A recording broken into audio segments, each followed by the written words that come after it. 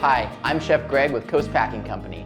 Continuing our series on videos of good practices using animal fats, today we will cover a topic that is probably the most commonly asked question we get from our customers. How and when should we replace our fryer shortening? The reality is there's no one hard fast rule for how often you should be changing your frying medium.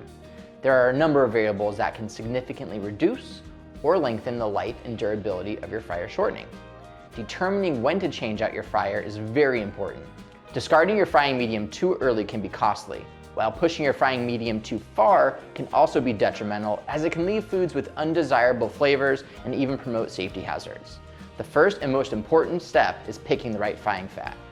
Using a beef tallow-based product from the Flavor King line can increase the pot life of your frying fat significantly.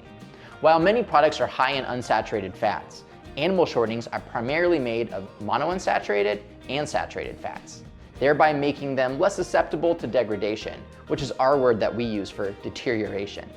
Beef tallow also absorbs less into the food, leaving the fat where it belongs, in your deep fryer. Variables such as frequency of use, cooking temperature, type of product being used, and daily care will also play a very large role in determining the lifespan of the frying medium. Instead of focusing on time frame, the best way I like to think about knowing when the fryer needs to be changed is by using your sensory clues. Sensory clues would usually be color, consistency, and odor. As the fryer is used, the addition of moisture from the food being cooked, exposure to air, and constant heat will cause the fat to deteriorate.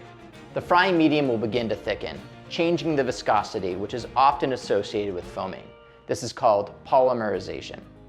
Exposure to open air will cause the fat to oxidize, resulting in a sour, rancid flavor that will be transferred to the taste of the food, as well as smell. The more product being cooked will add moisture to the fat in your fryer.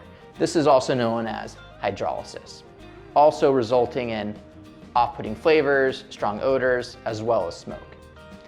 Key signs that you are past intended use is also smoking and foaming. If you see either of these signs, it is an indicator that your frying medium needs to be changed as soon as possible. Remember to train your teams on how to evaluate the state of your fryer and ensure an inspection is performed before or after each shift. This will guarantee the highest quality standards are maintained.